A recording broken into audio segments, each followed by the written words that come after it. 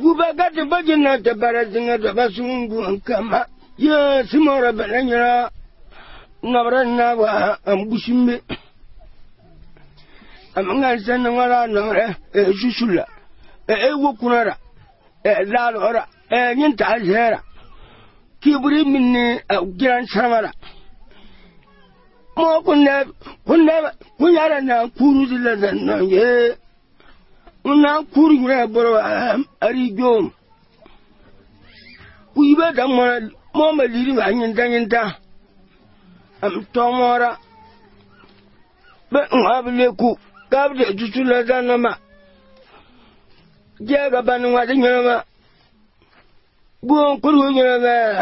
tanga nyama kabde jirikam badanyama nabi nyama mo kuma yada ne pure kaya yada na nkuru ye buwa gadin bace baratun da basun buwa kama ndiye je so nyaro nye tambala piugo nyaro nye mwa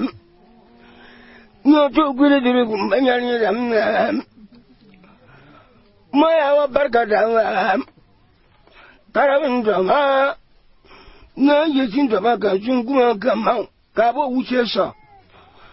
usul mutaran dama susulan dama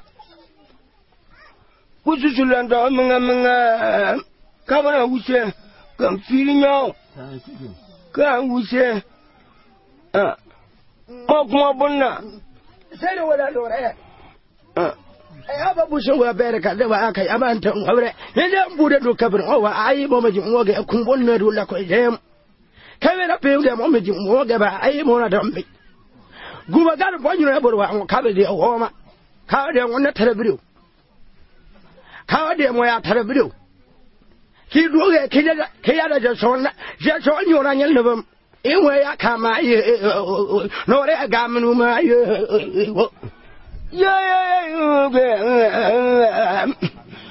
Abe bonga mabe ba wona bidan so anyora nyinwa na ankuru bem abe dan so ba puku pinya do anga nyoto ku sare wala no wo ye wo ga kola pele na mo me jinwu ga ai ka ole goda kala dile no ga kaya do ne barka mo ya wa kanu cha no đấy vậy.